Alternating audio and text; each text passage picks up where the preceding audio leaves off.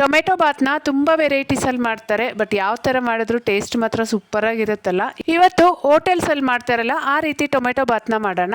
Mixer ಜಾರ್ಗೆ 1 inch ಶುಂಠಿ, ಬೆಳ್ಳುಳ್ಳಿ, 4 ಬ್ಯಾಡಗಿ ಮೆಣಸಿನ್ಕಾಯಿ, 1 ಸ್ಪೂನ್ ಧನಿಯಾ, ಅದರಲ್ಲಿ ಅರ್ಧ ಸೋಂಪು, 1 ಇಂಚ್ ಚಕ್ಕೆ, 3-4 ಲವಂಗ, 1 ಅಥವಾ 2 ಟೊಮೆಟೊ ಹಾಕ್ಕೊಂಡು ನುಣ್ಣಗೆ ರುಬ್ಕೋಬೇಕು.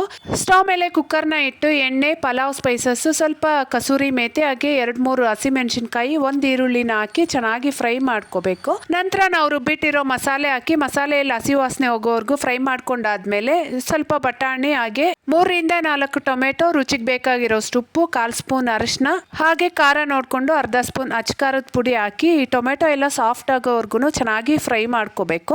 ಕೊನೆಯಲ್ಲಿ ಸ್ವಲ್ಪ ಕೊತ್ತಂಬರಿ ಸೊಪ್ಪು ಇದ್ರೆ ಪುದೀನ ಸಹ ಹಾಕೊಂಡು 1.5 ಗ್ಲಾಸ್ ಅಕ್ಕಿಗೆ 3 ಗ್ಲಾಸ್ ನೀರು ಹಾಕಿ, ನೀರು ಕುದಿಯೋವಾಗ ಅಕ್ಕಿ ಹಾಕ್ಕೊಂಡು 1 ಕುದಿ ಬಂದಾದ್ಮೇಲೆ ಮುಚ್ಚಳ ಮುಚ್ಚಿ 2 ವಿಷಲ್ ಕೂಗಿಸ್ಕೊಂಡ್ರೆ ಟೊಮೆಟೊ ಬಾತ್ ರೆಡಿ. ಇಷ್ಟ ಆದರೆ ವಿಡಿಯೋನ ಲೈಕ್ ಮಾಡಿ. ಬಾಯ್.